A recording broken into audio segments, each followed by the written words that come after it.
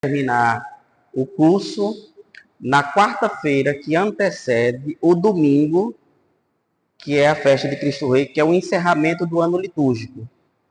E o encerramento do ano litúrgico foi escolhido para ser com a festa de Cristo Rei, exatamente porque através daquela data a igreja quer renovar a esperança de que toda a história converge para Cristo. Toda a história teve um início na criação, teve o desenvolvimento, está tendo desenvolvimento, nós fazemos parte dele, mas tudo vai culminar nesse belíssimo encontro entre a igreja e Cristo. E isso na memória do cristão, no coração do cristão, deve ser encarado como um belíssimo encontro entre duas pessoas que se amam, a igreja como esposa e Cristo como noivo.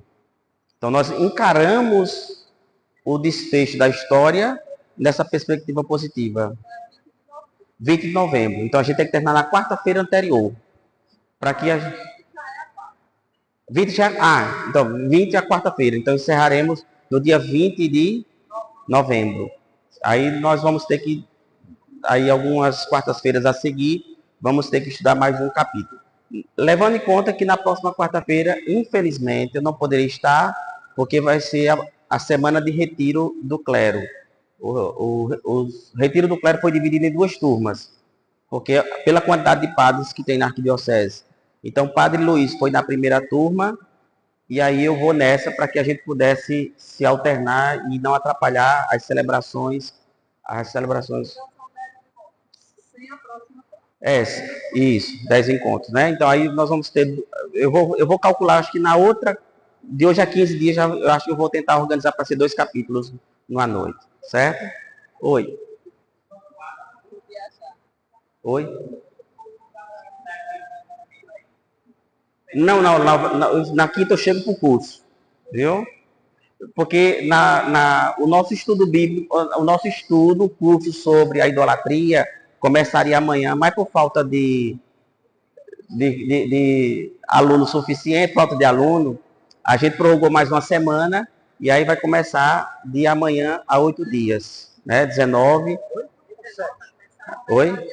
Dia 19. E eu começaria amanhã. Aí, porque nós prorrogamos para mais uma semana de matrículas, aí nós vamos começar de amanhã a 8 dias.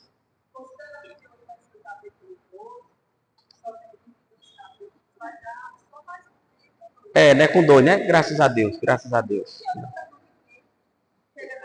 Eu chego na quinta. Lá a gente sai depois do almoço. A gente almoça e vem embora, almoçado. Então vamos lá. Visão da mulher e do dragão. Eu encontrei uma pintura belíssima, renascentista. Ali, infelizmente, parece que estava um pouco apagado, mas não sei se vocês sabiam, mas a imagem de Nossa Senhora da Conceição é a imagem da mulher do Apocalipse. Não sei se vocês já viram, né? A imagem de Nossa Senhora da Conceição. Deixa eu ver. Não tem aqui, não acredito. A padroeira? Não tem. Então, a imagem de Nossa Senhora da Conceição é, de fato, a imagem da mulher do Apocalipse. A lua debaixo dos pés, né? Uma meia-lua, né? Uma coroa de 12 estrelas, e ela não está com a criança nos braços, supondo-se que ela está grávida. Porque no estudo, nós chamamos da iconografia, iconoclástase, se diz o seguinte: nós não honramos Maria por ela mesma. Não faz sentido a gente venerar Maria por ela mesma. Olha lá, aquela imagem lá, ela está com o menino nos braços. Nossa Senhora das Graças não está. Então, na simbologia católica, quando ela não carrega o menino, significa dizer que ela é recém-engravidada. Porque Maria não pode ser venerada por ela. Ela é venerada em função do filho. Pronto, aqui é a Imaculada Conceição, exatamente. Maria, ela não é, digamos, admirada por ela em si, o fato dela ser, ela quem é. Ela só é venerada, admirada pelo fato da maternidade divina, em função de Cristo.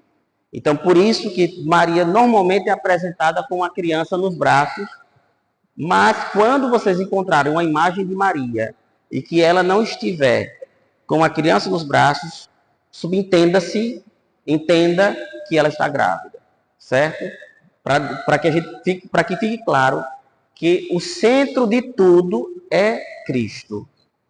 O centro de tudo é Cristo. Se nós falamos bem dela, se nós temos admiração, se nós reconhecemos a grandeza dela, reconhecemos porque ela aceitou participar do mistério da encarnação. Claro, Deus adotou e a concedeu privilégios, já disse isso várias vezes em homilias, que não foi dada a absolutamente ninguém, só a ela foi dada, por causa da escolha divina. Por exemplo, eu já expliquei algumas vezes, um dos grandes privilégios que Deus concedeu só a Maria. Posso citar vários, mas um deles é a maternidade divina. Nenhuma outra criatura na Terra terá esse privilégio de escutar Jesus chamar de mãe. Ninguém vai escutar isso. Ela escutou. Ela ouviu Jesus criança chamar mamãe. Jesus jamais vai chamar ninguém disso, com essa expressão. E quando lá em João fala, Jesus usa a expressão por 2 vezes, mulher, a cabeça de um ocidental que não compreende o significado da palavra Ishar em hebraico, vai entender, como eu já escutei algumas pessoas sem noção, dizer que Jesus não considerou Maria, porque 2 vezes ele chamou, ao invés de chamar mãe, chamou de mulher. Só que a palavra mulher, em hebraico, Ishar, ali aparece, volta lá a luta da mulher, a visão da mulher e do dragão. Então, a palavra Ishar, em hebraico, se traduz de 2 maneiras. E que as 2 formas estão correlatas. Primeira tradução, mulher. E a segunda, fecunda. Porque está associada ao atributo natural da mulher na visão bíblica, que é conceber. Conceber dar à luz. Porque naquela época, que não se conhecia o problema da infertilidade masculina, quando um casal não conseguia procriar, a responsabilidade recaía sobre a mulher. Por isso que quando uma mulher ela produzia um casal, né, os 2 eram férteis, e que ela gerava muitos filhos, a fertilidade dela era enaltecida. Da mesma maneira, o contrário também é verdadeiro. Quando ela não concebia, ela era vista como amaldiçoada, de maneira que aquilo afetava a essência dela, que é da vida. Então, quando Jesus chama Maria de mulher, ele chama apenas em 2 ocasiões. Na primeira foi em bodas de Caná, e naquela ocasião, quando ele usa a palavra mulher no contexto que foi usado, ali ele estava enaltecendo Maria, porque ele sugeriu que algo não fácil de deduzir, mas que ela deduziu, que ela tinha uma fecundidade não só no ventre, mas também no coração dela, porque ela compreendeu uma coisa que não era tão deduzível. Ela entendeu que ele poderia resolver o problema da falta de vinho. Um problema não deduzível. Primeiro, ele não vendia vinho. Segundo, ele não era fabricante de vinho. O fato de Maria ter tido uma dedução de que por alguma razão ele era capaz de resolver o problema, Jesus responde a essa dedução dizendo, mulher, ou seja, você é fecunda. Você tem fecundidade. E Lucas associa ainda mais essa questão quando Lucas diz, em vários momentos, Lucas vai dizer que Maria guardava todas as coisas no coração procurando sentido, significado.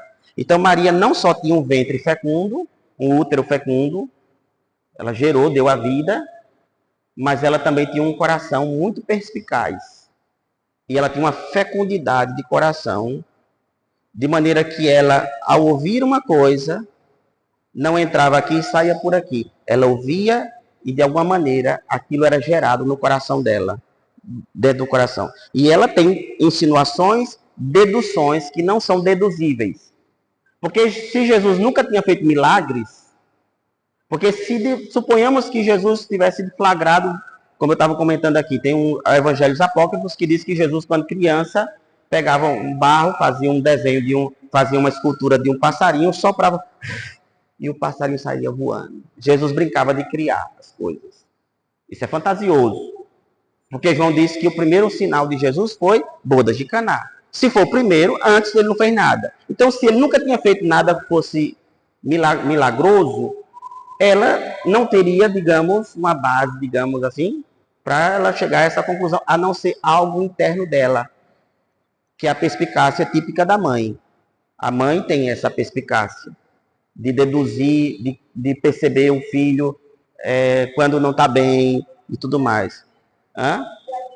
De adivinhar, exato. A mãe tem essa coisa. E Maria foi chamada exatamente nessa perspectiva. Mulher, o que comprova que Jesus não foi desdenhoso com Maria é o seguinte. Primeiro, se Maria tivesse sido desdenhoso com Maria, ele poderia não ter cometido todos os pecados do mundo, menos um, de honrar pai e mãe. Então nós não podemos aceitar, em hipótese alguma, que Jesus cometeu o pecado contra a lei de Deus. Não honrar sua mãe. Esse é o primeiro princípio. Então, nós não podemos jamais absorver que Jesus usou essa expressão se desfazendo dela, porque ele teria cometido pelo menos um pecado. Segundo, Jesus, logo após Maria sair, porque o que eu acho fascinante em Bodas de Caná é que ela não chega a pedir. Olha a humildade dela. Ela sendo mãe e ele sendo filho. Ela explicita o problema. Ela não chega e diz, olha, eu sei de onde é que você veio. Eu sei que você vem lá do céu. É filho dele. Faça alguma coisa. Ela não pressiona Jesus. Ela explicita o problema. Ela só faz dizer, eles não têm mais vinho. Ponto. Basta. Acabou o argumento dela. A confiança incondicional. Típica dela, que lá do princípio ela se lançou sem olhar para trás, sem pestanejar. Então, quando ele diz, mulher, o que é que isso tem a ver conosco? É como se ele dissesse, você me descobriu até nisso, que eu posso fazer alguma coisa nisso. Maria não se sente ofendida, o que significa que o tom das palavras de Jesus não foram palavras ofensivas. Ela sai da presença de Jesus e ela olha para os serventes e diz, fazei tudo o que ele vos disser. Ela tinha certeza, nos olhares, sem palavras ditas explicitamente, de que ele iria resolver o problema. Ela sai, e embora ele tenha dito que não era a hora, mas ele mudou a hora, porque ela não chegou a pedir. Ela explicitou o problema. A simples menção que ela fez foi suficiente para ele mudar o cronograma de atividade dele.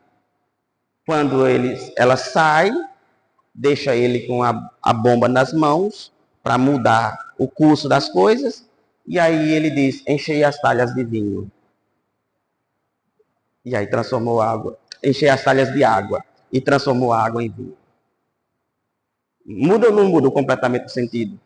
A conotação das palavras. Então Jesus, quando ele usou a expressão mulher, absolutamente ele usou palavras desdenhosas. O primeiro argumento já era suficiente. Jesus não cometeu pecado algum.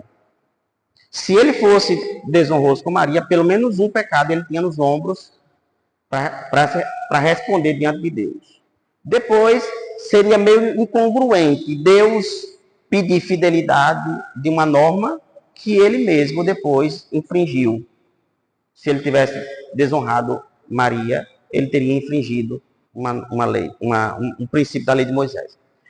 E a segunda vez que Jesus chama ela como mãe, foi na cruz. Mulher, eis aí o teu filho, filho, eis aí a tua mãe. Porque normalmente os exegetas entendem que há uma alusão teológica de que Maria simboliza, é a imagem da igreja esposa do Cordeiro. Ela é a imagem, ela simboliza, ela representa como símbolo a imagem da igreja que está nascendo do Calvário, da cruz. como se ela fosse a nova Eva.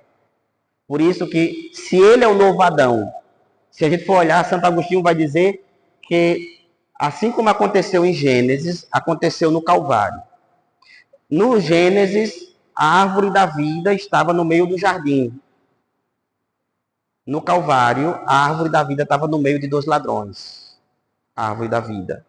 Dali saiu a vida, a nossa vida verdadeira. No meio de dois ladrões. No Gênesis, a árvore da vida estava no meio do jardim.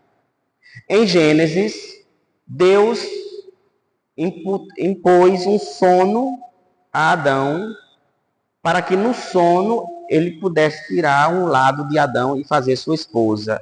Na cruz, Deus entregou seu filho para o sono da morte.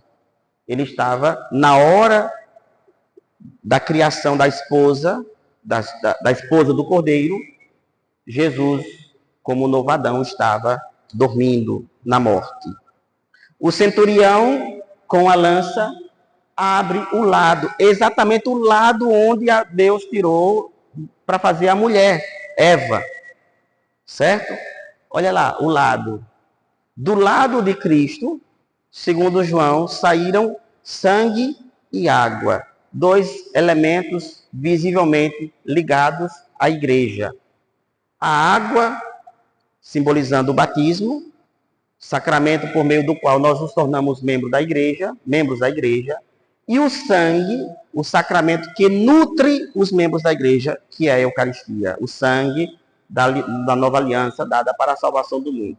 Então, Santo Agostinho disse, do lado aberto de Cristo, Deus formou a sua esposa, que é a igreja. E o símbolo visível dessa esposa do Cordeiro é a presença de Maria junto à cruz. Portanto, ela é a nova Eva. Ela é a nova Eva. Aí, quando nós escutamos em João, Jesus olhar para ela, mulher, ele está se referindo àquela, ela como sendo o paradoxo daquela mulher lá do começo. E tem um contraste meio bem interessante, que é contrastar a região desértica, onde ele foi crucificado, do jardim, que era verdejante, que tinha frutas, não sei mais o que. Esse paralelo que há. Então, na Bíblia, no Novo Testamento, Maria, aliás, nos Evangelhos, é mencionada apenas duas vezes não com o seu título de maternidade, mas com a sua condição de essência. Mulher, no duplo sentido hebraico.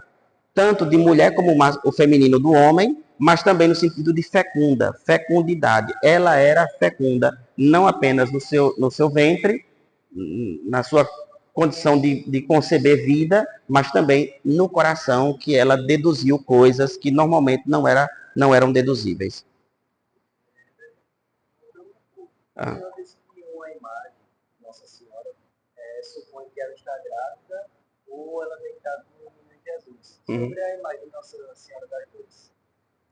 Sim, porque ela está com... Normalmente ela não está... Nossa Senhora das Dores não é Nossa Senhora que recebe da piedade, que recebe o Jesus morto. De qualquer maneira, está em alusão. Qual é a dor dela? Não é a dor do filho, por causa da morte do seu filho? Então, sempre Maria está associada a Jesus. Então, a acusação que recai sobre nós de que nós endeusamos Maria é infundada e muito ingênua, o que expressa uma falta de conhecimento da nossa teologia. Da nossa teologia. Que Maria nunca foi divinizada. Nem no início da igreja primitiva, nem na Idade Média, nem muito menos na época que nós estamos vivendo. Maria nunca foi concebida em livros, em homilias, em pregações, como se ela fosse uma espécie de versão feminina da divindade. Como acontecia nas nações pagãs, nas religiões pagãs. Por exemplo, em Roma havia uma deusa chamada Roma, o nome da cidade, a deusa Roma. No Egito havia Ísis, a deusa Ísis, que era a mãe dos egípcios. Em Éfeso havia Ártemis, ou Artemis, né, de acordo com a pronúncia de alguns, essa variação, que era a mãe dos efésios. Na Grécia era Afrodite. Então, nas religiões pagãs, haviam o culto a figuras, a divindades femininas. Mas no cristianismo, nunca Maria recebeu esse título. Mesmo que no paganismo, em várias religiões pagãs, houvesse essa prática, mas desde o princípio Maria sempre foi enaltecida pelo fato dela, ela mesma profetizando, dizia, doravante todas as gerações me proclamarão bendita. Né? Maria, ela, supondo que ela teve um Pentecostes antecipado, ainda teve esse privilégio, porque a igreja esperou Jesus completar 33 anos, morrer e ressuscitar para a igreja receber o Espírito Santo. Maria teve um Pentecoste na hora que concebeu o filho. Não só teve um Pentecoste antecipado, mas quando saudou Isabel, Isabel também foi repleta do Espírito Santo. Ou seja, ela era um tabernáculo do Espírito Santo. Se o Espírito Santo estava dentro dela, as palavras dela eram ungidas pelo mesmo Espírito. Então, quando ela diz, minha alma engrandece o Senhor, porque ele olhou para a humildade de sua serva, doravante todas as gerações hão de chamar-me bendita, e ela foi tão precisa que, de fato, 2000 anos se passaram e nós continuamos chamando ela de bendita. Ela não imaginava que 2000 anos depois, em João Pessoa, nós estaríamos falando dela, mas pelo mesmo Espírito que fez com que ela concebesse, ela deduziu também que, por causa da maternidade, todas as gerações a chamariam de bendita. Sim.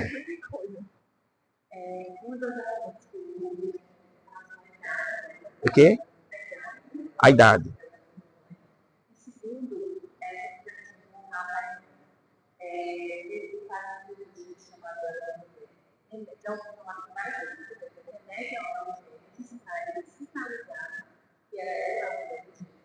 Uhum. Ah, é? No meio evangélico já teve essa... Escutou? Que legal. Bom. Uhum. Só mais juízo no lugar, né?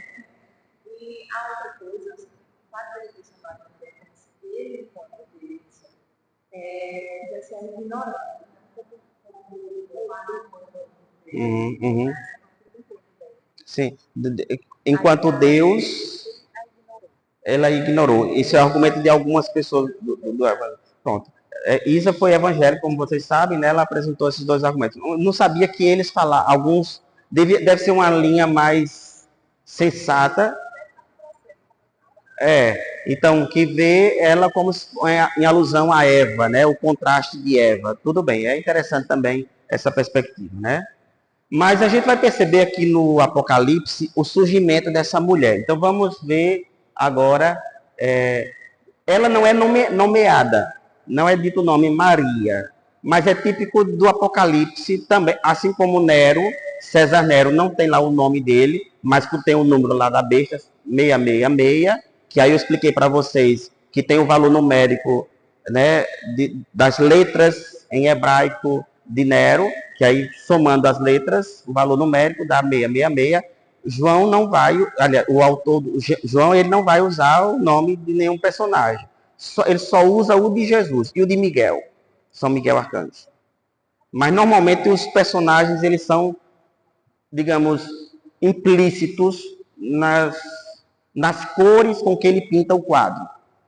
De modo que o leitor, quando ele começa a ler, ele começa ali já a sinalizar, a deduzir o que ele está falando. Então vamos lá.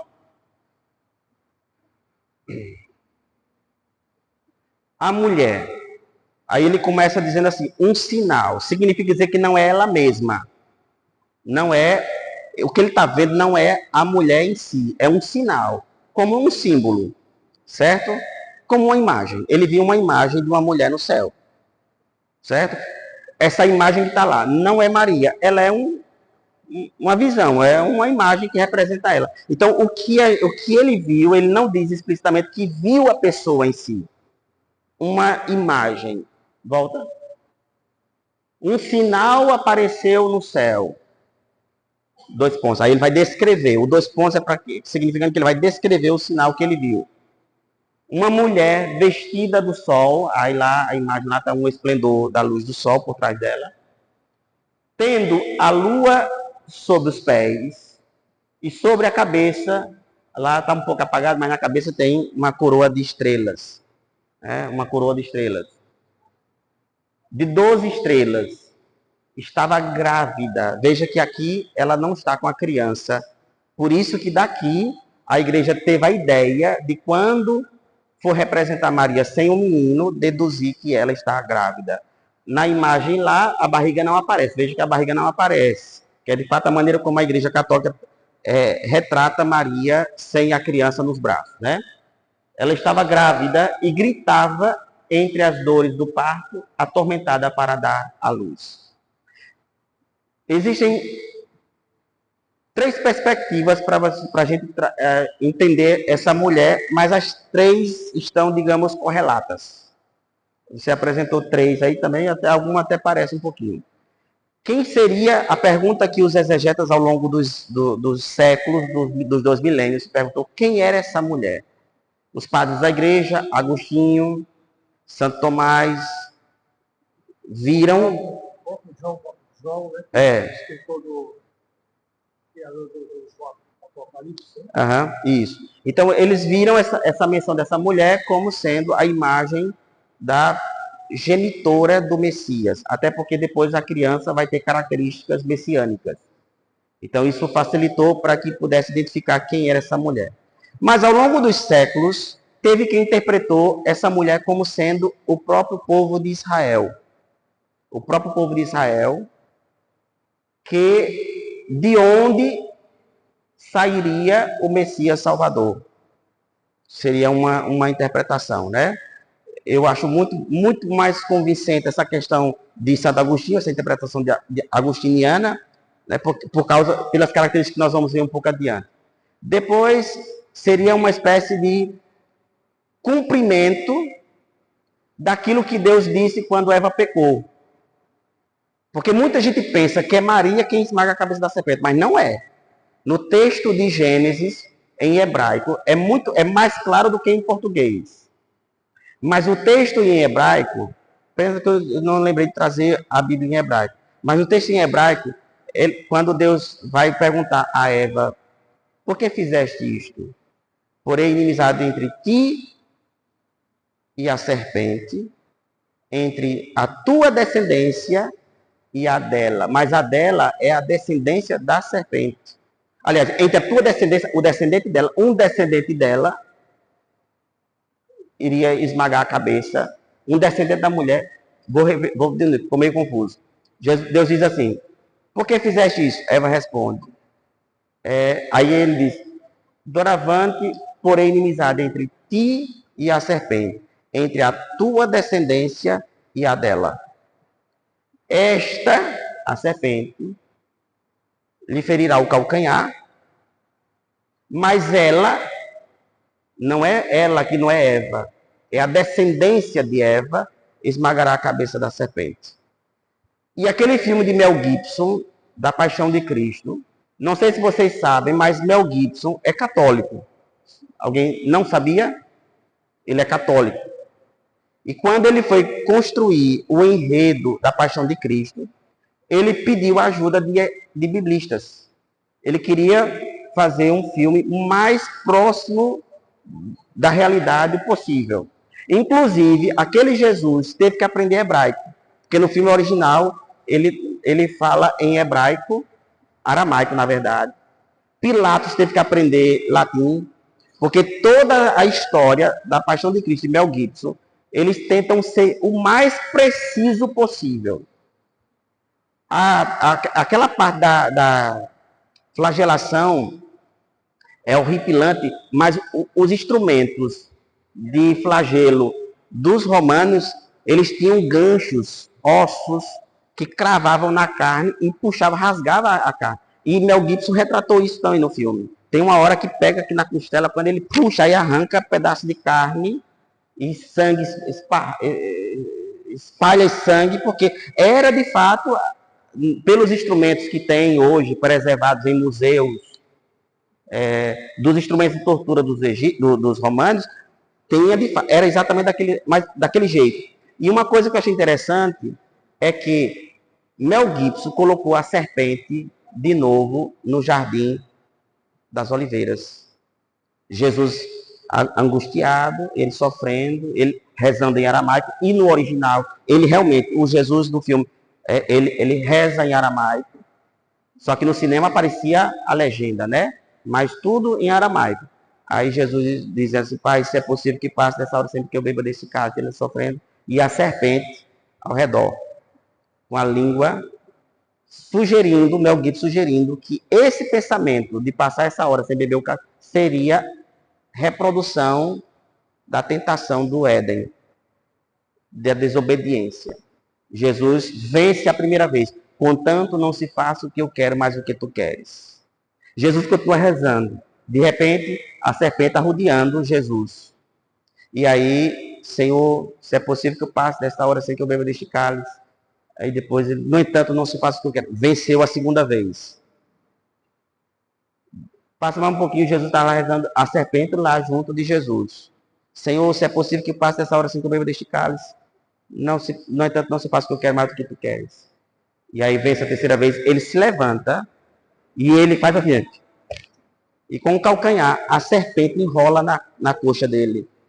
É uma cena pitoresca, fabulosa e muito de acordo com a exegese bíblica. Porque o texto de Gênesis em hebraico é bem explícito que quem esmaga a cabeça da serpente não é a mulher, mas é o descendente da mulher. É ele que vai vencer. Quando foi que a serpente foi vencida? Foi lá, ali. Naquele momento, foi o golpe fatal da antiga serpente. Lá na cruz. Por isso que o diabo não queria a morte de Jesus. Não era porque o diabo estava com pena de Jesus. Estava com a crise de consciência, querendo se reconciliar e voltar para o céu. Tentando fazer as pazes com Jesus, para que Jesus intercedesse por ele quando ele fosse... Não, o diabo não tinha dó de Jesus. O diabo sabia que na cruz havia o calcanhar, seria... O calcanhar, na verdade, foi o calcanhar. Olha, o calcanhar dele onde é que está? Jesus derrotou ferindo-se, não ferindo ele não feriu nem o inimigo, ele feriu a si. O calcanhar dele, onde é que está? Com o calcanhar pregado, ele acabou, derrotou com a antiga serpente que se chama Diabo e Satanás, que a gente vai ver aqui agora.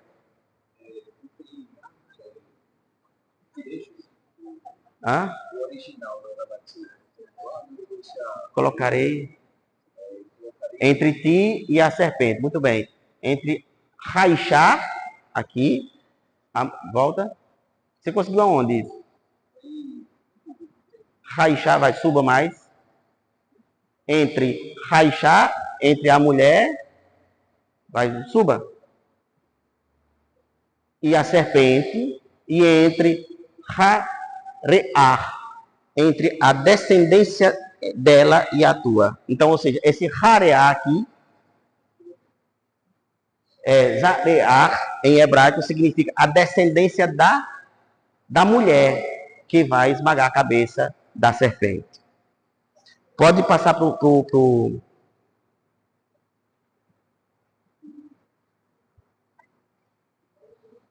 Aí, expliquei essa questão da mulher, né? Agora, o dragão. O dragão, ele vai personificar a imagem da antiga serpente. Claro, ele vai ser pintado com novas cores. Porque esse dragão, ele vai ganhar a fisionomia, a forma do Leviatã, que está mencionado lá em Gênesis, mas também em Daniel, como se fosse o grande inimigo da humanidade que morava no oceano, o grande Leviatã. O João, ele se inspira em dois elementos. Ele se inspira na serpente, por isso que o dragão ele vai ter uma fisionomia réptil, de um réptil, características reptilianas, mas também associado ao grande Leviatã, que era o monstro marinho, que é mencionado em Gênesis também, que habitava nos mares revoltosos. Apareceu, então, outro sinal, ou seja, são dois sinais. O primeiro é da mulher, que ele descreveu. O segundo é o dragão. Um grande dragão, cor de fogo. A cor aqui está relacionado à essência, à natureza dele, que é produzir a morte. E aqui essa morte não é simplesmente do aspecto físico, a morte biológica, mas é a morte no seu sentido mais amplo, no sentido mais abrangente. Porque quando Deus disse a Adão e Eva que não comessem do fruto da árvore do conhecimento do bem e do mal, ele concluiu dizendo, porque se dela comerdes, vossos olhos... se dela comerdes, vós de certo morrereis. Significa dizer que a morte aqui não é somente biológica, mas toda a degeneração que nasce a partir da desobediência, que a gente verifica já nos versículos seguintes, após a queda. Quando, por exemplo, Adão e Eva se viram pela primeira vez. Adão, típico adolescente, que teve um amor à primeira vista, quando viu Eva pela primeira vez, agora sim, é ossos dos meus ossos e carne da minha carne. Depois do pecado, foi essa mulher que você colocou junto de mim. Ele jogou a culpa nela. Quebrou-se a harmonia que havia antes da queda. Porque Adão, nas palavras dele, ele tenta se safar jogando a culpa tanto na mulher quanto no próprio Deus. Depois ele disse, é como se ele dissesse assim, se você não tivesse criado, eu continuaria obediente. Mas esta mulher que me deste, ele sugere que Deus também tinha um pouco de culpa, porque quando ele estava sozinho, vivia maravilha. Botou essa mulher, mas ele esqueceu. Pouco tempo antes, agora sim, ossos dos meus ossos e carne da minha carne. Então, o pecado primordial, ele produziu a morte no sentido mais pleno da palavra. Não só fisicamente, porque depois do pecado, uma das sanções é que agora eles teriam que morrer. E eu digo sempre, eu já disse isso em palestra, já disse em homilia, a morte é um ato de caridade divina, é um ato de amor de Deus para com a humanidade. Porque antes do pecado, nós poderíamos viver para sempre, porque não havia maldade no nosso coração. Mas a morte agora é uma forma de Deus mostrar o seu amor pela humanidade. Vocês imaginem os grandes tiranos da humanidade imortais. Já pensaram? Hitler, Nero, Calígula, essas figuras lindas e maravilhosas, eternas, fazendo mal sobre a terra. O limite que Deus impôs à vida humana nesta terra, o limite que ele impôs foi já um ato de amor e de preservação da humanidade de modo geral. Porque desde sempre Deus nos predestinou para a imortalidade. Desde sempre. O pecado veio como um acidente. E a morte, ela veio como um elemento limitador do ser humano, depois da miséria. Porque quantas árvores haviam no meio do jardim? Quantas? Vamos lembrar. Quantas? 2. Mas Deus só proibiu de comer uma. A da vida não foi proibido, não. Se Adão tivesse comido a árvore da vida, nós éramos imortais, ao invés de maus. Nós éramos eternos. Significa dizer que Deus sempre nos pensou para viver para sempre. Para que nós fôssemos eternos. A redenção é uma forma de restauração. Restaurando, redimindo, agora nós temos a oportunidade de dar agora a vida para sempre. Eles poderão viver eternamente. Porque agora vamos devolver ao estado primitivo, tirando a miséria, a doença que o pecado provocou, agora nós podemos. Por isso que há um limite para o ser humano. Nós vivemos aqui, nascemos, crescemos, morremos, crescemos alguns, né? Isso não se aplica a todo mundo, de modo geral, deve-se dizer isso, não pode esquecer isso. Né? Nós nascemos, crescemos, desenvolvemos e morremos. E a morte é uma expressão do amor de Deus para com a humanidade. Porque assim Deus terá uma forma de controlar a maldade humana sobre a terra. A maldade dos tiranos. Ele consegue controlar, ter um domínio e um controle sobre a maldade que está perambulando pelo mundo. Quando a pessoa é muito má, a esperança das pessoas que sofrem por causa dessa pessoa muito má é que um dia ele morra. Essa é a esperança. Uma pessoa que é um tirano, por exemplo. que é inacessível, ninguém consegue chegar até essa pessoa para resolver o problema. A esperança de todo mundo é rezar para o camarada morrer, né? Para poder resolver o problema daquele povo. Então, é assim que funciona a coisa. Então, o dragão, ele tem a cor vermelha, porque é a cor do sangue, expressão visível de toda a morte, e eu volto a insistir, não apenas biológica, fisiológica, mas a morte no seu conjunto pleno, da sua totalidade, né? Na forma mais plena da palavra. Com 7 cabeças, vamos numerar mais uma vez. Interessante que é a primeira vez que o numeral 7 é aplicado de maneira negativa em Apocalipse. Sempre o numeral 7 é usado como atributo de Deus. Pela primeira vez, o numeral 7 é aplicado para uma entidade maldosa, malvada. Porque aqui o Apocalipse reconhece a genialidade dele. Nós temos que admitir. Ele não é todo poderoso, mas é muito inteligente. Ele é tão inteligente que muitas das vezes consegue tudo o que quer. No final das contas, ele consegue conspirar para que, mesmo não sendo o Todo-Poderoso, mas ele consiga impor sua crença, sua visão, sua estrutura, seu querer, ele consegue. A cabeça como fonte de decisão, porque o cordeiro tem apenas uma cabeça, mais 7 chifres. 7 chifres. Mas aqui se sobressai o aspecto da genialidade, da inteligência. Nós estamos tratando com seres inteligentíssimos, extremamente inteligentes. E nós, burríssimos. Porque nós sabemos que vamos nos ferrar, mas a gente aceita o que ele diz. Nós sabemos que vamos nos desmantelar. A gente sabe onde vai dar.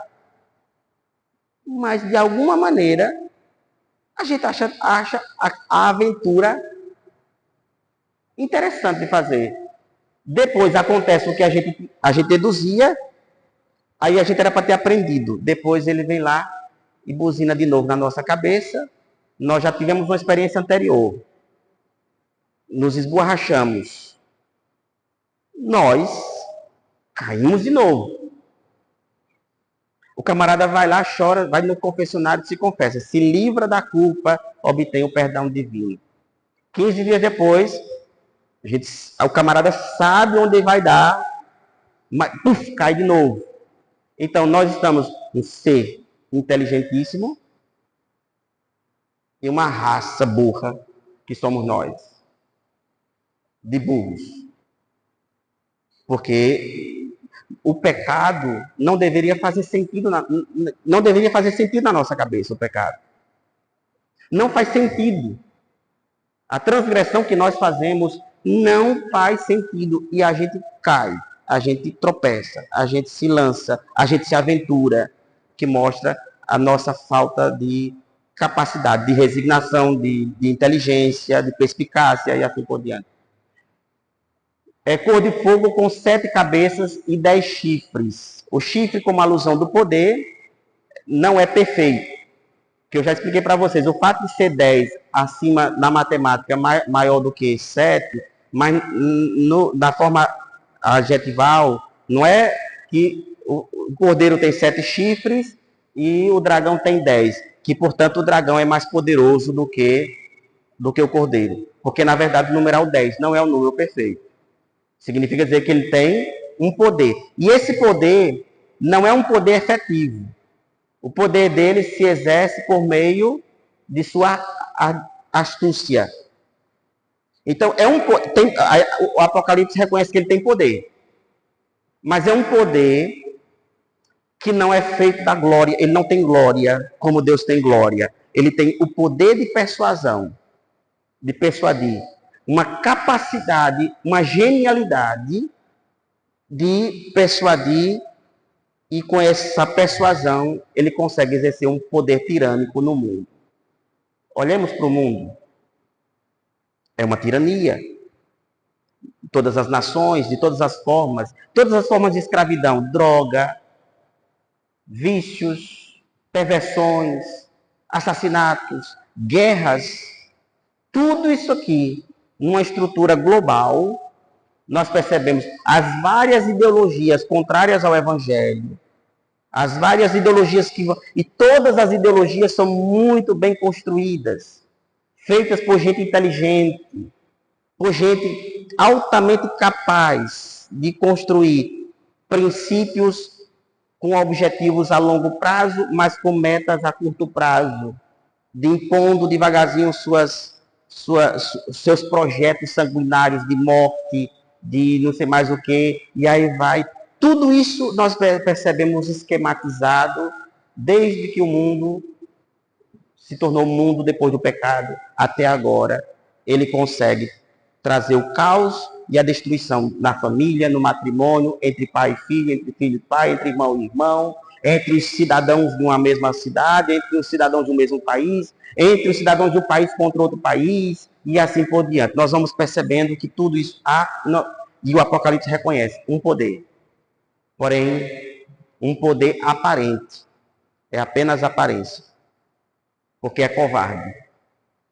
Ele é extremamente covarde. Porque na medida do poder entre ele e Deus, ele sai perdedor. Ele perde. Se ele não consegue atingir Deus, ele atinge por tabela, ferindo o objeto do amor divino, que é a humanidade. Dessa maneira, ele humilha Deus, digamos assim, de certa maneira. Não te atinge, mas eu atinjo aqueles que tu amas, o objeto do teu amor. Sua cauda, sim, sobre as cabeças 7 diademas. Esses diademas aqui são diademas reais, porque os reis têm coroas, que são pesadas, usadas na coroação, mas podem substituir por coroas menores, mais leves. Então chamavam-se diademas reais. Ou seja, ele tem uma proeminência de governo, ou seja, ele governa. O camarada é tão astuto que lá no deserto, Jesus no deserto, ele disse: veja, todo este mundo e toda esta glória, tudo isto é meu. Tudo isto é meu. E eu darei a quem eu quiser. Portanto, se te prostrares diante de mim, tudo isso será teu. Ele admite que os poderes, tudo é dele, é meu. Portanto, eu dou a quem eu quiser. Se te prostrares diante de mim, eu te darei tudo. Jesus responde: doravante adorarás unicamente ao Senhor teu Deus. Doravante adorarás unicamente o Senhor teu Deus. Jesus se recusou a se dobrar diante dele. Jesus, em alguns momentos, ele admite que ele reina sobre a terra. Quando ele vai dizer: o príncipe deste mundo, é chegada a hora do príncipe deste mundo. Jesus admite que, embora o mundo pertença a Deus, porque Deus é o autor, mas a semelhança de um invasor que se apropria do que não é devido, Jesus admite que ele tem proeminência no mundo. De alguma maneira ele tem proeminência no mundo. Está representado exatamente no símbolo da coroa sobre a cabeça. Sua cauda arrastava 1/3 das estrelas do céu. Lembram da aula da semana passada? Foi da semana passada ou foi da retrasada? Uma grande estrela caiu do céu e depois uma terça da anterior, né? Estava fazendo 15 dias, né? E uma terça parte das estrelas do céu caíram sobre a terra. E eu expliquei que eram os anjos decaídos.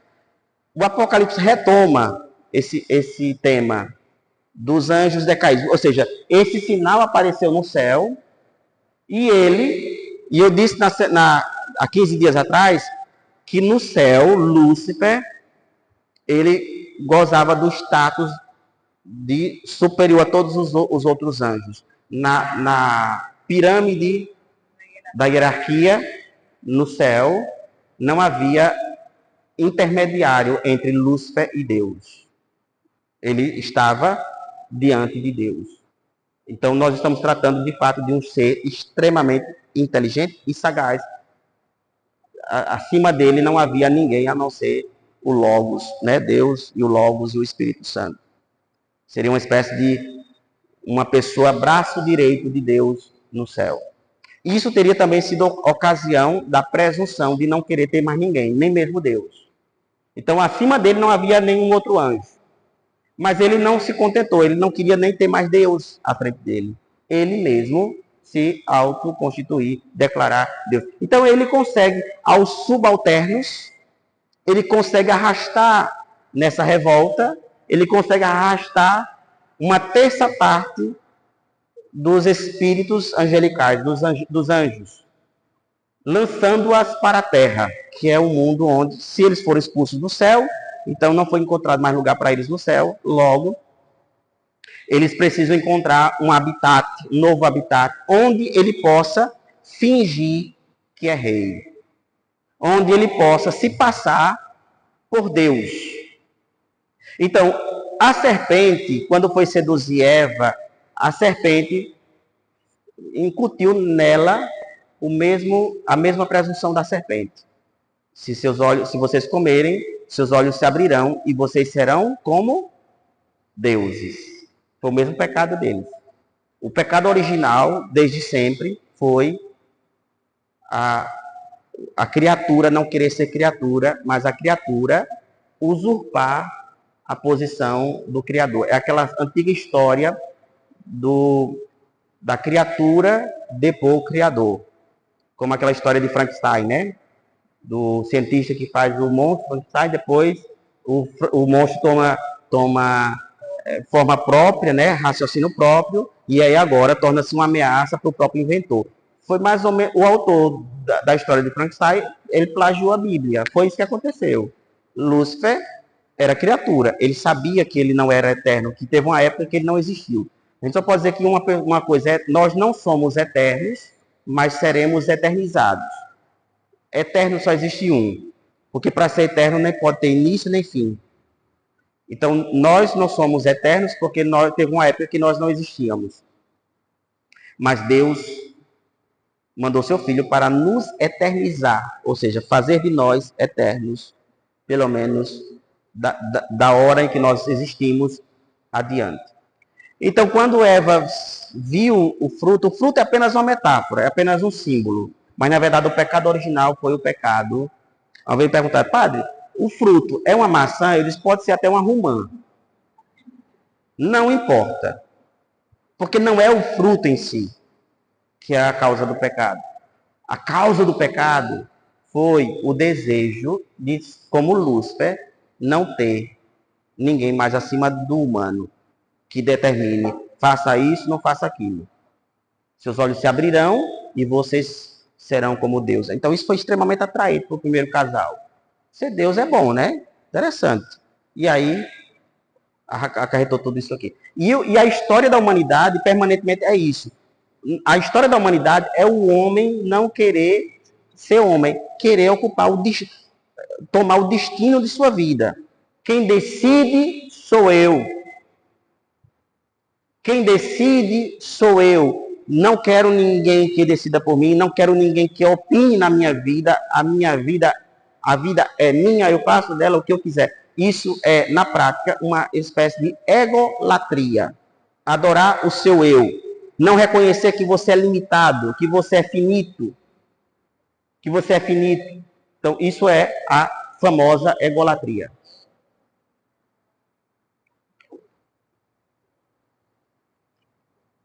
Pode passar.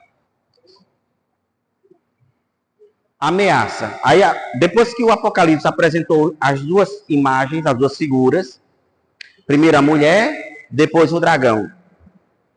Aí o dragão postou-se diante da mulher, ou seja, ele desafia a mulher, coloca-se diante da mulher, que estava para dar à luz, a fim de lhe devorar o filho, tão logo nascesse. E aí, interessante que Mateus retrata que logo após o nascimento de Cristo, houve um atentado contra o menino. E, curiosamente, também José e Maria e o menino foram para o deserto, na direção do Egito. Olha que ponto interessante de combinação do Evangelho de Mateus com o Apocalipse. Porque o dragão, ele fica diante da mulher que estava para dar à luz, a fim de lhe devorar o filho, ou seja, extirpá-lo antes de se tornar uma ameaça maior. É uma personagem. Ele não usa o nome, assim como o dragão está com o nome, está com D maiúsculo, né? São personagens, digamos, nomes como se fosse, para não usar o nome próprio, aí usa uma palavra que faça alusão, né? Então, assim, ele fica diante da mulher para devorar o filho, porque sabendo que se ele crescesse, a ameaça seria maior. Então, vamos movimentar. Ele não tem o destino das nações, dos poderosos, então move um poderoso, Herodes. Herodes vai lá e mata os santos inocentes, as criancinhas de Belém, que não tinha nada tinha nada a ver com o caso, morre inocentemente. Ela deu à luz um filho, um varão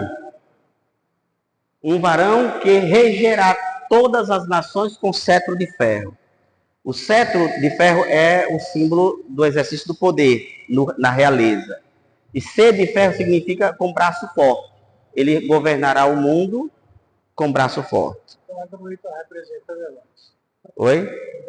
Não. Eu estou dizendo assim que o dragão, ele exerce poderes sobre as dominações na Terra. Ou seja, o poder de atuação dele é sugerir, inspirar e, de certa maneira, pela inteligência dele, ele consegue governar o mundo de maneira indireta. Porque sempre a estratégia dele vai ser governar por meio como é que eu posso dizer? Não é presunção a palavra que eu quero usar, mas da soberba. Ele inspira a soberba, ele inspira uma fome de domínio, porque o desejo... Por que Herodes quis matar Jesus? Criança. Porque Jesus, filho de Davi, descendente de Davi, ameaçava o seu poder. Então, não é que Herodes em si encarnava o maligno, mas o maligno desperta em alguém e se torna uma bucha de canhão para fazer a vontade dele. Entende? Assim como eu posso ser uma bucha de canhão para fazer mal a outra pessoa. O diabo pode me usar também. Ele pode deturpar um raciocínio meu. Ele pode deturpar um entendimento meu. E de repente eu começar a fazer mal a uma outra pessoa. Então, na verdade, não é que eu sou o dragão, mas ele me seduz, ele pode desvirtuar meu entendimento. E pelo desvirtuamento do meu entendimento, eu posso acabar sendo bucha de canhão nas mãos dele. O que acontece no mundo, todo o mal que acontece no mundo, claro, se você for perguntar a Putin, se você for perguntar a esses homens que estão envolvidos com fome de guerra, com fome de matar, se vocês for perguntar, eles jamais vão aceitar que eles são um dragão. Porque eles também não sabem. Assim como muitas vezes a gente comete pecado e a gente não sabe que está dando voz, inclinando o nosso coração para a sedução do maligno. Como Eva também acabou caindo também. Ou seja, ele vai através da sedução envolvendo o coração humano para que o coração humano se revolte contra Deus. Seu filho, porém, foi arrebatado para junto de Deus. Porque o deserto, na Bíblia, é sinônimo do encontro com Deus. Deus, quando foi libertar os hebreus, em linha reta, eram poucos dias, cerca de 2 semanas, a viagem a pé, do Egito para Canaã. Durou 40 anos. 2 semanas, aproximadamente. Do Egito para Canaã, a terra da promessa. Mas Deus não colocou os hebreus em linha reta. Ele não conduziu os hebreus que eles pudessem chegar o mais rápido possível na terra de Canaã. Conduziu para o deserto. E durante 40 dias, aquele povo que já não sabia mais quem era o seu Deus, porque Deus tinha aparecido aos patriarcas, mas já fazia 400 anos que os patriarcas tinham morrido. Eles sabiam que Deus tinha aparecido aos seus ancestrais, mas eles não conheciam quase nada de Deus mais. É tanto que quando Deus foi falar com Moisés, ele teve quase que se apresentar o seu cartão de visita.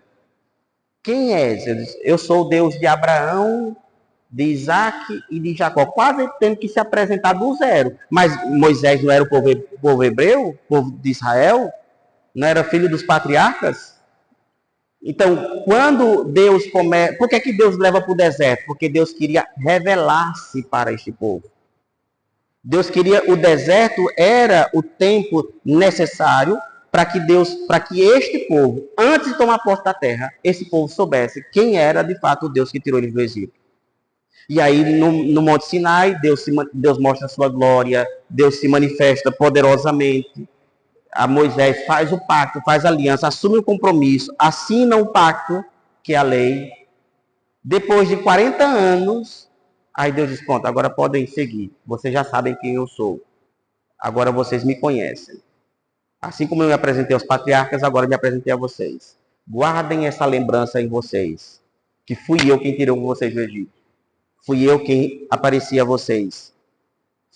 Foi a minha glória que vocês viram. Então agora vocês podem. Então, o dragão, o filho foi arrebatado para o deserto, onde Deus lhe havia preparado um lugar em que fosse alimentado por 1260 dias.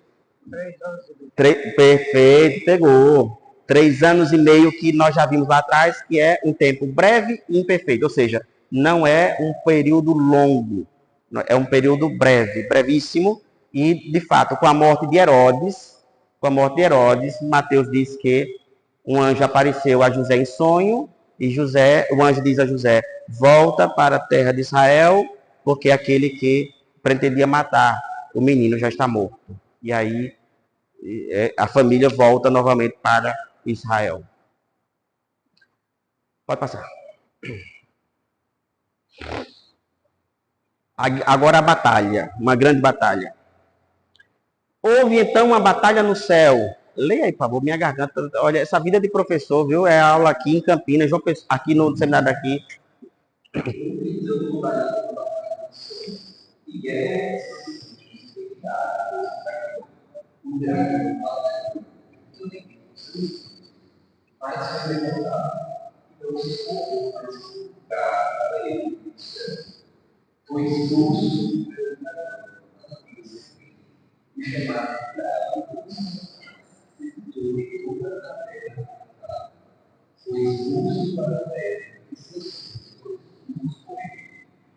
Pronto, aqui uma reverberação do que foi dito um pouco atrás. A cauda dele arrastou as estrelas, né? Mas aqui é onde, de fato, o Apocalipse explicita o elemento chave da expulsão clara dele, do dragão em si, através de São Miguel, né? Que está ali, inclusive, estamos dentro da quaresma de São Miguel, vivenciando esse momento, né? De pedir o socorro dele. Então, essa batalha não foi entre Deus e o dragão. Por quê? Porque se Deus fosse em pessoa lutar contra o dragão, ele seria uma honra para o dragão. Deus daria a ele, digamos assim, ele está à altura de brigar comigo.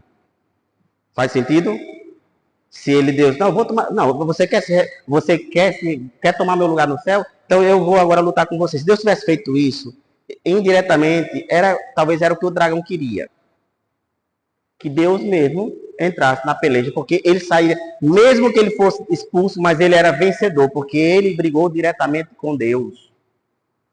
No entanto, a peleja, a batalha, foi entre Deus e o dragão. No entanto, Deus não precisou em pessoa, bastava anjos inferiores a Lúcifer. Porque Miguel, Rafael, Gabriel e os outros 4, que a gente não sabe o nome, são 7 arcanjos, todos eles, na hierarquia, estavam abaixo em dignidade de Lúcifer. A derrota dele foi mais vergonhosa, porque ele perdeu para a subalterne. Dá para entender isso aqui?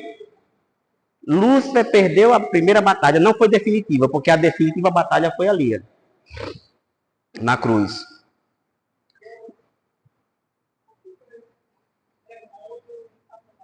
Eu vou explicar daqui a pouco, vai aparecer os nomes. É só questão de idioma, mas daqui a pouco eu vou falar sobre isso. Ah. Exatamente.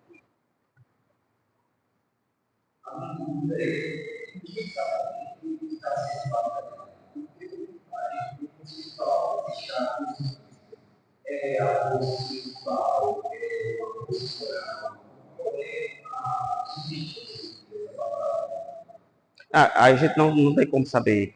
A gente não sabe saber como. Porque o primeiro texto não dá detalhes sobre isso, né? João, quando vai falar de uma coisa metafísica, ele usa um elemento que nós conhecemos na Terra para ele poder fazer para a gente ter um parâmetro de comparação. Nós não temos esse parâmetro de comparação.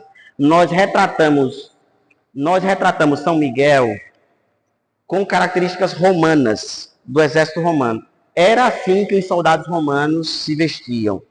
A couraça porque é couro mesmo. Isso aqui era um couro duro. O cara vinha com a espada, naturalmente a espada não penetrava no couro duro, grosso. Então usava a couraça. Você veja aqui, ele só se diferencia dos soldados romanos por causa do elemento das asas que associa diretamente à questão angelical.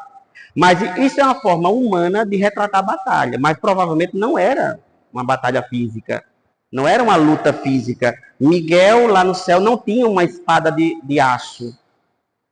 Não é uma batalha nesse âmbito, nessa esfera física, até porque eles não se encarnaram. Lúcifer, ele não teve essa coisa que Jesus teve, de Deus ter se feito homem, assumir nossa... Ele não consegue. Ele não tem essa propriedade de assumir forma física palpável, que a gente possa tocá-lo. E até porque, olha, diga-se de passagem que eu acho que ele nem quer isso. Não é interessante para ele ser identificado. Porque covarde perde a eficácia de suas vitórias quando ele é descoberto. Então, a melhor maneira dele ganhar força é ele não ser identificado facilmente. Por isso que as incorporações também não é vantajoso para ele. Ele não deixa passar se a pessoa quiser. Mas ele não vai chegar aqui para entrar. Primeiro, ele não tem esse poder. Ele não tem não foi dada a ele essa capacidade de ele escolher quem ele quiser e ele entrar. Ele não consegue. Ele não tem esse poder. Aquilo que acontece, que quando acontece, a própria pessoa, por alguma forma, de alguma forma, deu a ele essa concessão. Mas mesmo assim, eu creio que não é o ideal dele. Porque quando é identificável, é fácil também de perder o domínio. Logo, logo ele é afastado, ele é tirado. Hã?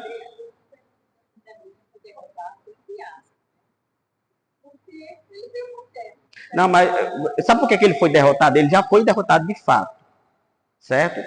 Por quê? Nós chamamos de um tempo intermediário, porque a salvação já aconteceu, a redenção já aconteceu, mas agora Deus estabelece um período após a derrota dele para que a criatura humana, por decisão voluntária, queira entrar no paraíso.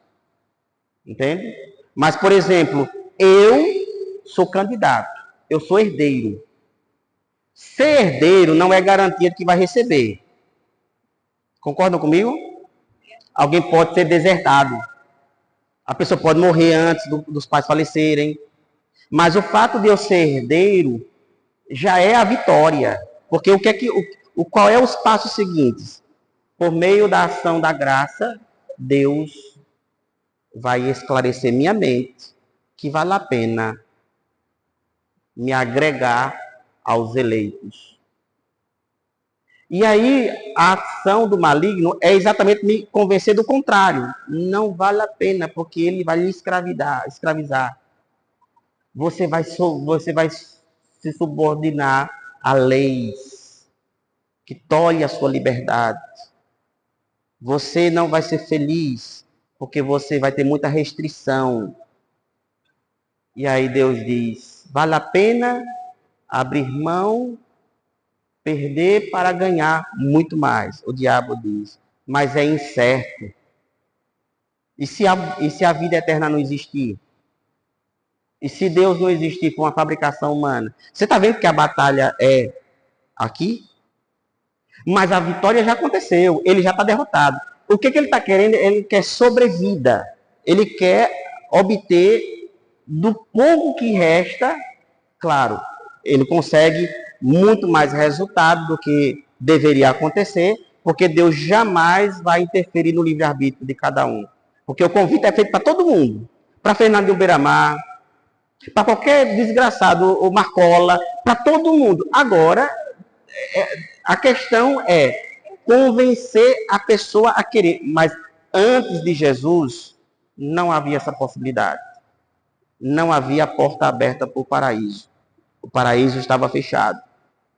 Abraão, Isaac, Jacó, todos no Hades, na mansão dos mortos. Todos adormecendo. Moisés disse, dê-me a graça de ver tua face. Deus disse, Moisés, não pode ver minha face continuar existindo. Porque era preciso vir um mediador, único mediador entre Deus e os homens, aquele ali, Jesus Cristo. Porque ele sendo Deus e ao mesmo tempo homem, fica entre eu, que sou humano, incapaz de ver Deus face a face por causa da sua glória, e entre o Deus glorioso que está atrás, que está entre ele, que está do outro lado. Então eu vejo Deus através do Filho. Jesus disse, ninguém vem ao Pai a não ser por mim. Filipe disse, Senhor, mostra-nos o Pai, isso nos basta. Ele disse, há tanto tempo estou convosco, Filipe, não me conhece, quem me viu, viu o Pai. Então, agora sim o paraíso pode. Por quê? Porque Jesus, quando voltou, ele não voltou como desceu. Ele desceu enquanto Logos, sem corpo. Nasceu de Maria, ganhou um corpo. Morreu, ressuscitou. Ressuscitou na carne e subiu na carne para sempre. Sempre será filho de Maria também. Porque ele nunca mais vai deixar de lado a humanidade dele. Ele assumiu para sempre, por toda a eternidade. Por quê? Porque era conveniente que ele, como sendo um homem Deus, ficasse diante do Pai. E agora, recepcionando a humanidade restaurada, que ele conquistou por meio do seu sangue, agora, ao ver a face do Filho, todos verão. Moisés finalmente viu Deus face a face. Quando Jesus desceu à mansão dos mortos, resgatou os justos do Antigo Testamento, todos eles, resgata os justos que adormeceram, e leva, e eu fico imaginando a alegria de Moisés. Finalmente, meus olhos viram o Senhor face a face. O que era impossível, agora eu posso ver. Esse capítulo 12 do Apocalipse foi entrelaçado com os 3 primeiros capítulos de Lucas. Né? De Lucas? De certa maneira, sim, a encarnação. Não, Lucas não, Mateus. Sim, Lucas, mas Lucas também. Lucas também, ele entrelaça também um pouquinho. Diz Isa. Esqueceu? Pode passar.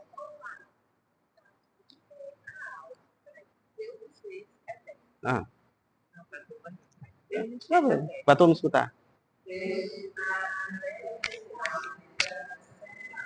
Uhum.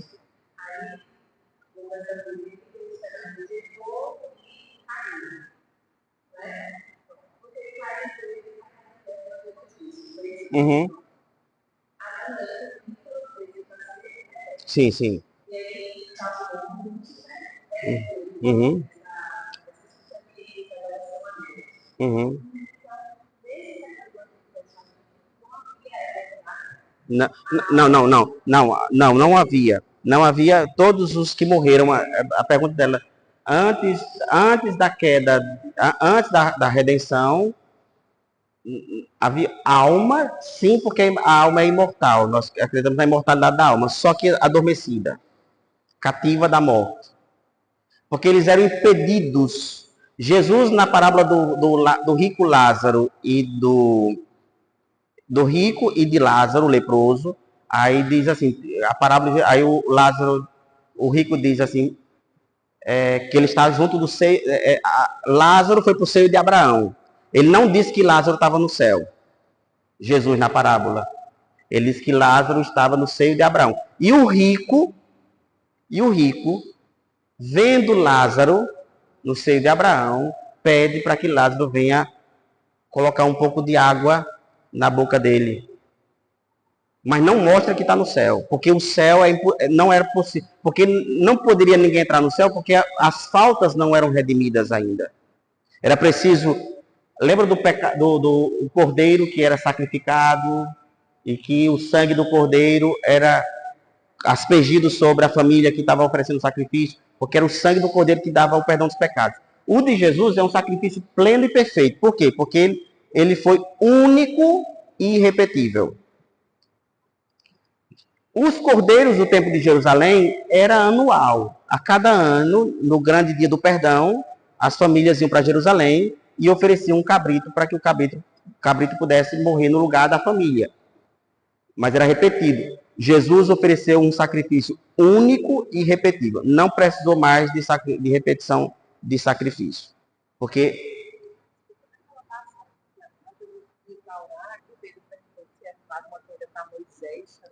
a transfiguração. Por quê? A transfiguração o que Jesus fez na transfiguração foi o seguinte: mostrar as cenas dos próximos capítulos. Ele tinha dito anteriormente que ele iria para Jerusalém, ia morrer, ia ser entregue nas mãos dos homens, mas os discípulos ficaram escandalizados. O que é que ele faz?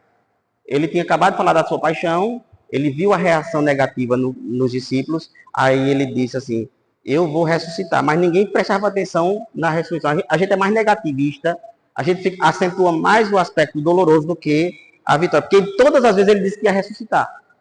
Mas parece que tinha um bloqueio na cabeça dele, só guardava a lembrança da cruz. E Jesus leva Pedro, Tiago e João, leva para a montanha. A transfiguração é uma demonstração da glória de Cristo depois com a ressurreição. Ele mostra antecipadamente, como dizer assim: olha, no final eu vou ficar assim. Do jeito que você está me vendo aqui, eu vou ficar desse jeito. Então não vou terminar na desfiguração, eu vou ser transfigurado na ressurreição. Desenhou.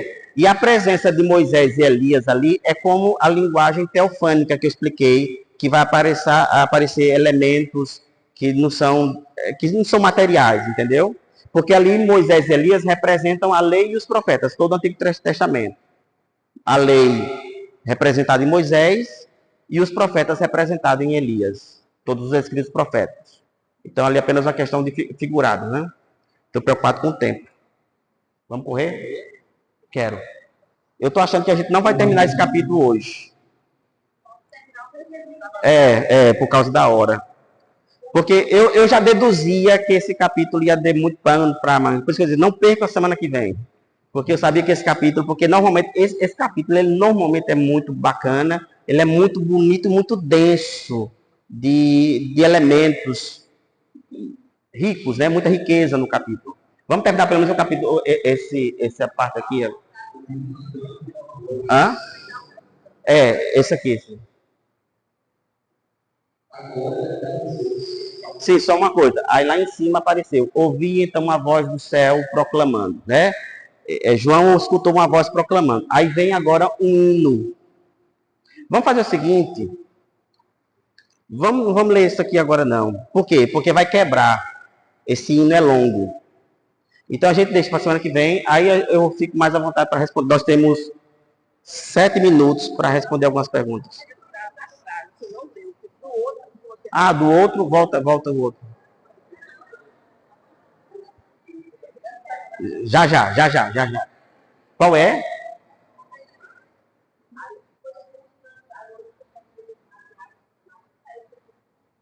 Sim, diabo e Satanás, que até a mulher lá perguntou. Diabo, Satanás, são a mesma coisa, só que em 2 idiomas diferentes. Lembra que eu expliquei?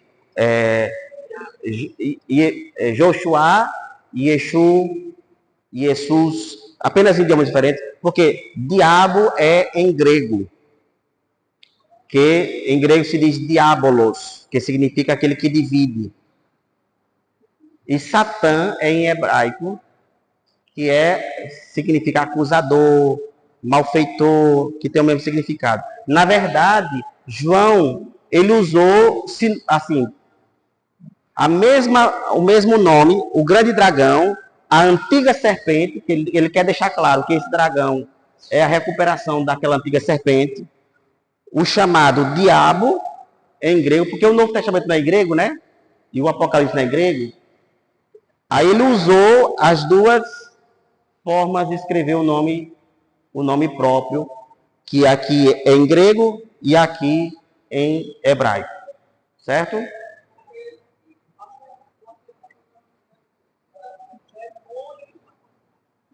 Não, é porque assim, não, demônio tá muito ligado também à questão a forma demônio é como se fosse a transliteração do grego para o português.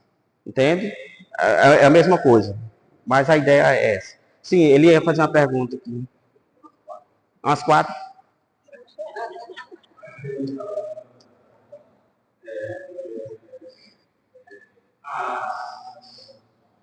Sim, é a mesma coisa.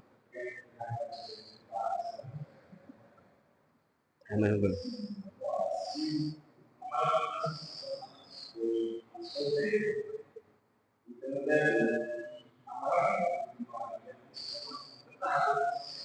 A humildade. Perfeito, perfeito, perfeito. Aham.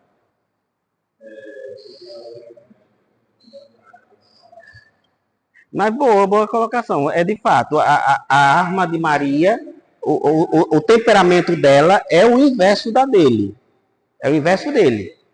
Porque ele é a presunção, a arrogância, a prepotência, a vaidade, a soberba, e ela o contrário, a humildade. Ela, com aquela dignidade, mãe de Salvador, ela se chamar de humilde serva, porque se fosse qualquer um aqui, não ia pisar, só ia pisar no chão, porque de fato não era anjo para flutuar. Mas ela se reconhecer humilde serva, apesar de ter sido morada de Deus, ela fisicamente morada de Deus, porque todos nós recebemos Deus dentro de nós. Na Eucaristia, Deus em pessoa entra dentro de nós. Mas a igreja ensina que a presença real na Eucaristia dura segundos. Porque enquanto houver matéria de pão, Jesus está, digamos, fisicamente em você. Mas quando se dilui na sua boca, a presença é espiritual. É espiritual.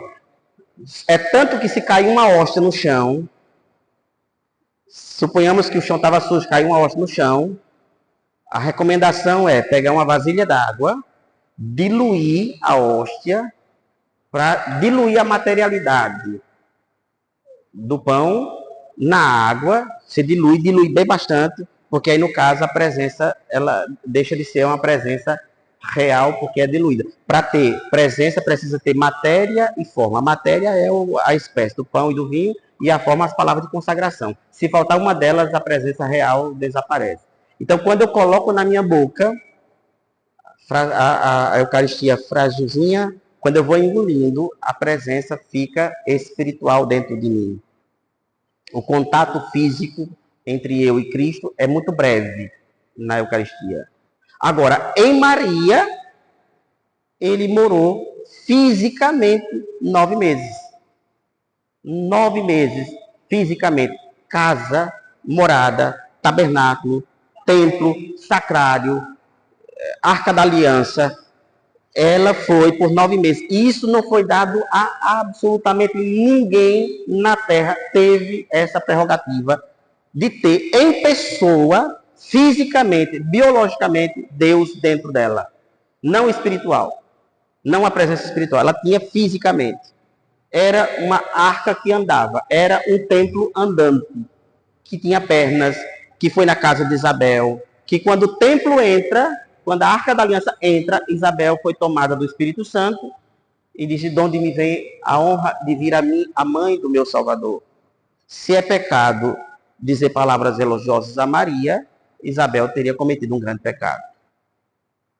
E o que é interessante é que o texto diz que Isabel, repleta do Espírito Santo, disse: de onde me vem a honra de vir a mim, a mãe do meu Salvador.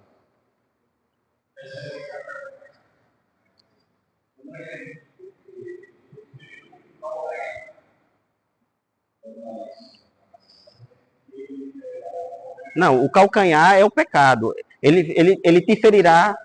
Eu vou ver se na próxima semana eu trago a Bíblia em hebraico para eu fazer explicação melhor explicar direitinho esse versículo. Porque, na verdade, esta lhe ferirá o calcanhar, que é o pecado.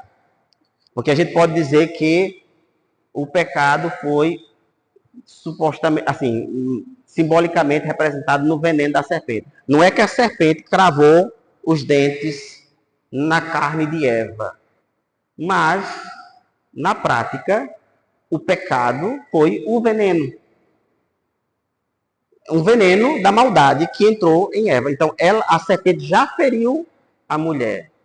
Mas o descendente da mulher vai destruir a cabeça dela, que é o descendente de Eva.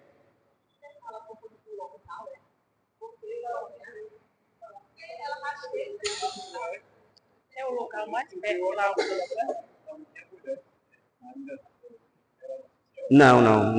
Nossa Senhora não é ela que vence a serpente. O golpe final não é ela que dá. Ela colabora quando diz faça-se em mim segundo a tua vontade. Ela colabora para o início da derrota da serpente. Mas a serpente foi vencida ali. Entende? Inclusive, eu sei que tem aquela música do Padre Marcelo, né? Passa na frente, pisa na cabeça da serpente. Né? É bonito.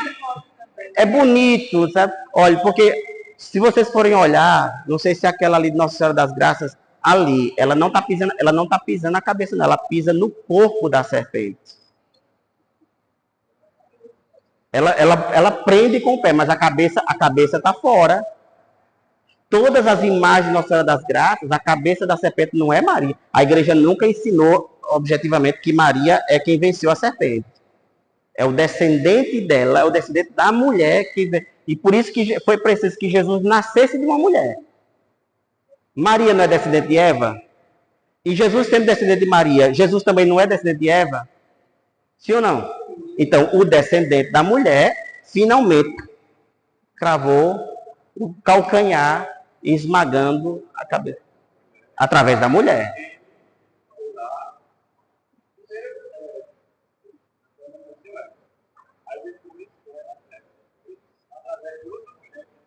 Sim.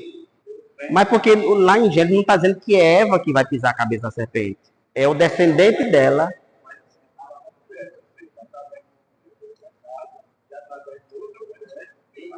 Vem a redenção. Aí tudo bem. Aí agora dá certo. Aí chegamos no ponto de acordo. Através de uma outra mulher veio a salvação, que não era ela mesma, mas era o fruto dela. Era o fruto que ela produziu, que era... Interessante que Eva, a primeira mulher, pecou por causa de um fruto. Maria ofereceu à humanidade outro fruto, que é o fruto dela, do ventre dela. Ela oferece outro fruto, que agora é o fruto da vida. É o fruto da vida, é a árvore da vida. Aham. Põe uma auxiliaridade entre filho e mulher, entre a tua descendência dela. Esta ferirá a cabeça. Esta é quem? Porque este pronome demonstrativo, esta, em português não fica tão claro, né? Apesar que com um esforçozinho a pessoa compreende, mas no hebraico é mais explícito que este esta, na verdade, é a descendência da mulher. Porque assim, o sol, eles são, não sei se vai dar tempo, mas assim, o sol lá no Antigo Testamento, lá em Gênesis, é mencionado, uma coisa que é curiosa em Gênesis, é que no primeiro dia da criação, qual foi que Deus criou? A luz. Mas o sol foi criado no quarto dia. Deixa eu só terminar aqui. Aí o sol, aí diz assim, no final, e Deus disse, faça-se a luz. E a luz passou a existir. Veio uma tarde, amanhã, primeiro dia. Segundo dia. Aí quando é no quarto dia, aí Deus diz, haja luzeiros no céu, o maior para guiar o dia e o menor para criar a noite. E assim se fez. Veio uma tarde, veio uma manhã, quarto dia. Né? O Gênesis, ele separa a luz primordial do sol, porque na antiguidade havia muito a coisa da divinização do Deus Sol, o Sol cultuado como divindade. Então Gênesis, ele despoja o Sol de sua glória e ele é mostrado criado no meio de vários outros elementos, para dizer assim, ele não tem precedência nenhuma, que ele foi criado junto com as estrelas, com a lua, e foi criado, e nem a luz é inerente a ele, porque Deus cria a luz no princípio. Então, nesse caso, revestida do sol, para significar que, por meio de Maria, o verdadeiro Deus Sol, como diz lá em Lucas, quando Zacarias, depois que ele voltou a falar, Zacarias diz assim, bendito seja o Senhor Deus de nossos pais, porque fez brilhar a sua glória, porque nos veio visitar o sol nascente. E Zacarias diz isso quando deu o nome a João Batista, pois o sol nascente nos veio visitar. Que é uma forma do livro dizer que aquele que está no céu brilhando e que algumas nações reverenciam como se fosse uma divindade, que não passa de uma mera criatura, o verdadeiro sol que resplandece. Jesus diz, eu sou a luz do mundo. Quem caminha comigo não andará nas trevas e tudo mais. Maria, ela, embora não seja divina, mas ela se torna a mãe de Deus. Por meio dela, o Deus Sol, o verdadeiro Sol, resplandece sobre. Exatamente. Revestida, para significar que ela estava, assim como a montanha do Sinai. Porque quando Deus aparece a Moisés no Sinai, a montanha foi tomada da glória de Deus. A montanha se estremecia. Ela toda foi envolvida com a glória de Deus, a montanha do Sinai. Mas, na verdade, a glória de Deus estava dentro da montanha que tinha baixado sobre a montanha. Veja que lá no Sinai também, a montanha, que é apenas elemento material, acaba sendo impactada pela glória de Deus. Maria não é divina, mas o fato dela estar gestando, ou seja, Deus está dentro dela, assim como o Monte Sinai, que acaba resplandecendo a glória de Deus. É tanto que quando Moisés desceu da montanha, quando ele desce do monte, os hebreus ficaram assustados por ver a montanha glorificada. E aí eles disseram a Moisés, Moisés, não faça mais isso conosco, não, nós ficamos morrendo de medo aqui. Quando Deus quiser falar com o Senhor, com você, diga a ele que fale só a você, a gente não quer ver não. Porque eles pensavam que o mundo ia se acabar. Ficaram assustados com a glória, a potência da manifestação divina sobre a montanha do Sinai, que eles viram. Eles não viram Deus, não ouviram a voz de Deus, mas viram a projeção da glória de Deus na montanha do Sinai. Também na sarça ardente. Então, nesse caso, ela revestida de sol, porque ela, aqui está dizendo que ela também não é o sol. Não é ela a luz. Mas a luz estava dentro dela e, portanto, de certa maneira, como a montanha do Sinai, ela acaba também resplandecendo essa glória que está dentro do ser dela, né? Pronto?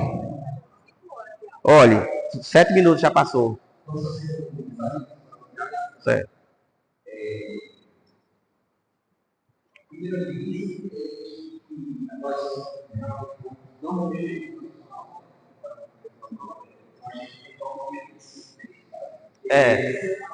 Próxima quarta-feira não teremos, viu?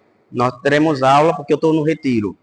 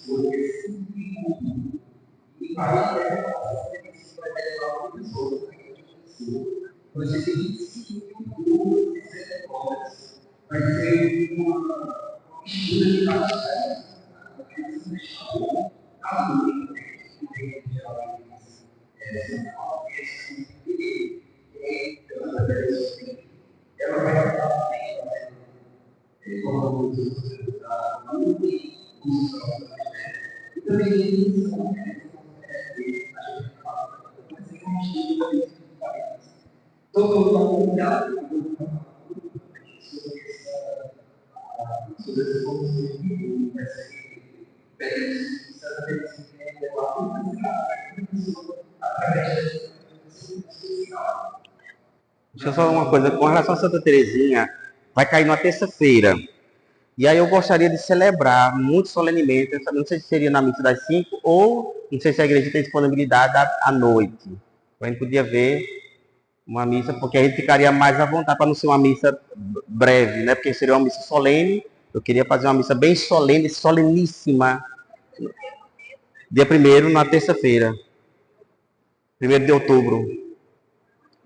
Aí a senhora que tem assim umas...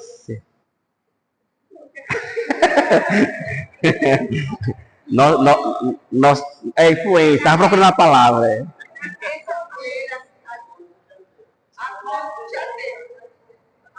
Na terça? A cota já tem na missa, né? O texto dos homens, a gente convida eles para eles virem nesse dia, né? Eu vou mandar um convite especial fazer na gráfica para convidar todos os homens.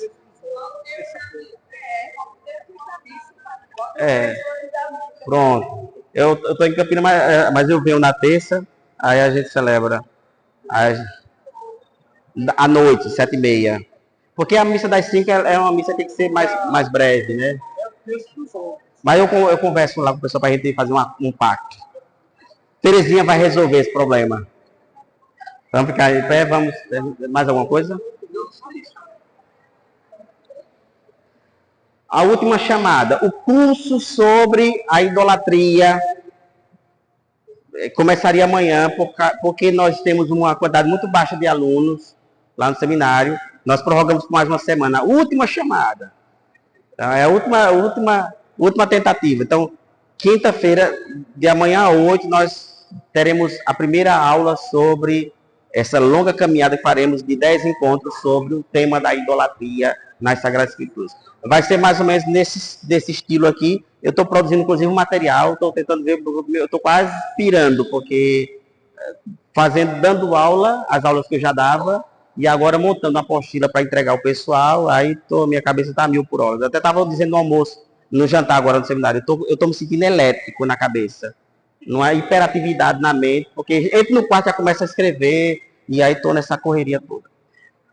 Ave Maria, cheia de graças, o Senhor é convosco. Bendita sois vós entre as mulheres, bendito é o fruto do vosso ventre, Jesus. Santa Maria, Mãe de Deus, rogai por nós, pecadores, agora e na hora de nossa morte. Amém. O Senhor esteja convosco. Pela intercessão da bem-aventurada Virgem Maria, Virgem de Fátima, desça sobre vós e permaneça para sempre. A bênção de Deus Todo-Poderoso, Pai, Filho e Espírito Santo. Amém. Uma boa noite de descanso. Rezem um texto hoje antes de dormir. Agradecendo essa grande mulher que nos deu tão grande